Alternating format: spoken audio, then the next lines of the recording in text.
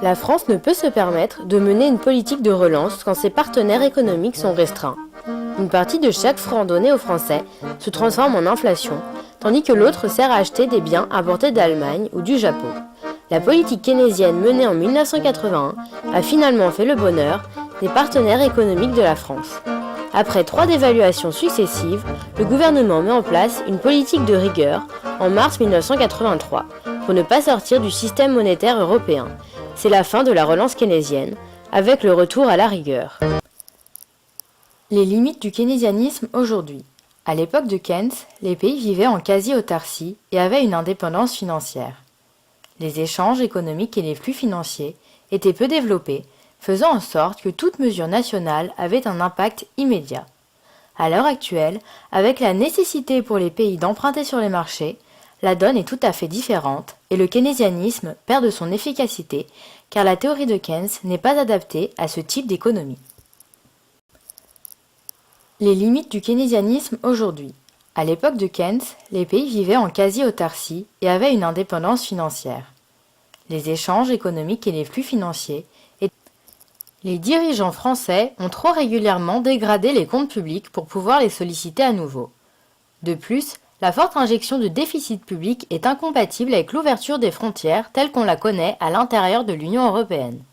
La demande supplémentaire consécutive à la relance ainsi crée le risque d'alimenter les partenaires économiques de la France, comme en 1981 avec la relance Mauroy. C'est ce que constaterait Keynes en observant la balance commerciale de la France qui se détériore depuis 2003. Keynes pourrait comparer les coûts horaires de la main-d'œuvre. 33,15 € en France contre 29,20 € en Allemagne. De plus, les fondateurs de la zone euro ont coupé les liens entre la Banque centrale européenne, BCE, et les États et se sont focalisés sur le seul objectif, la lutte de l'inflation. En revanche, les économistes ont pris conscience avec la crise des excès de la finance. La situation devient périlleuse lorsque l'entreprise n'est plus qu'une bulle d'air dans le tourbillon spéculatif, écrivait John Maynard Keynes en 1936.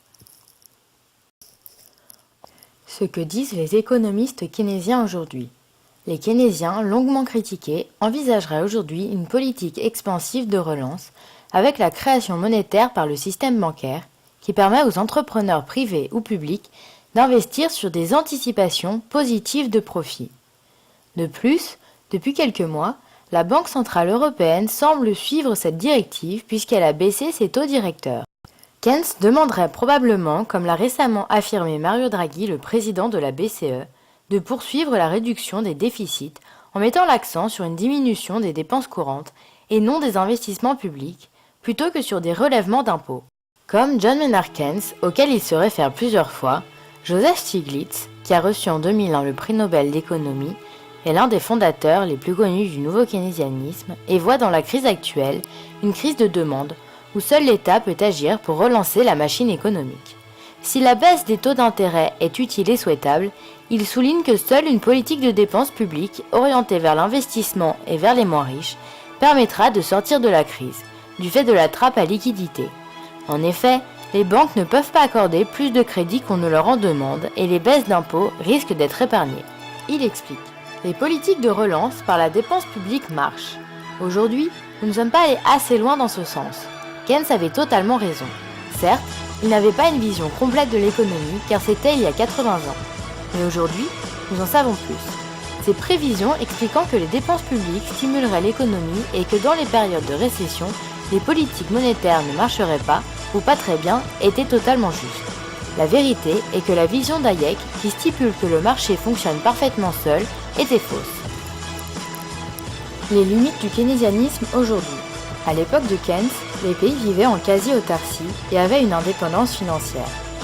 Les échanges économiques et les flux financiers étaient peu développés, faisant en sorte que toute mesure nationale avait un impact immédiat.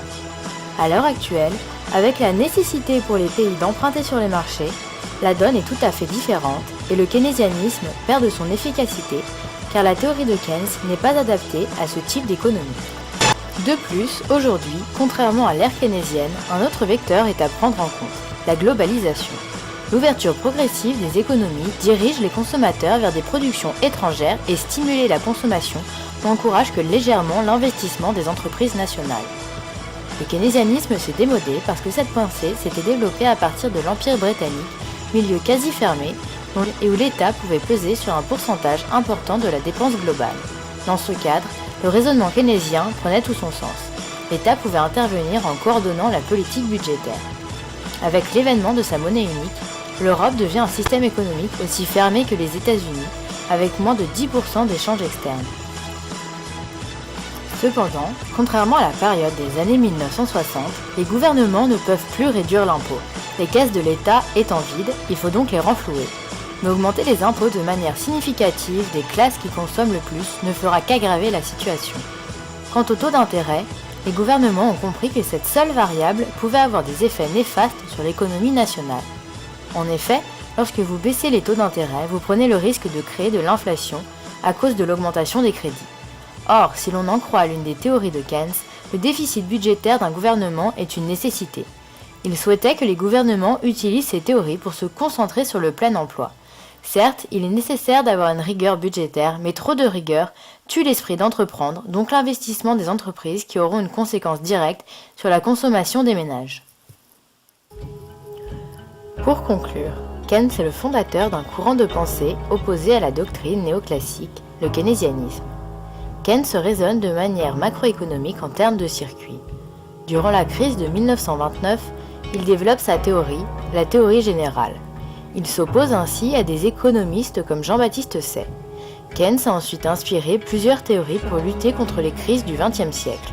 Parmi elles, le New Deal, mis en place en 1932 par Roosevelt, ayant pour objectif d'enrayer les effets dévastateurs de la crise.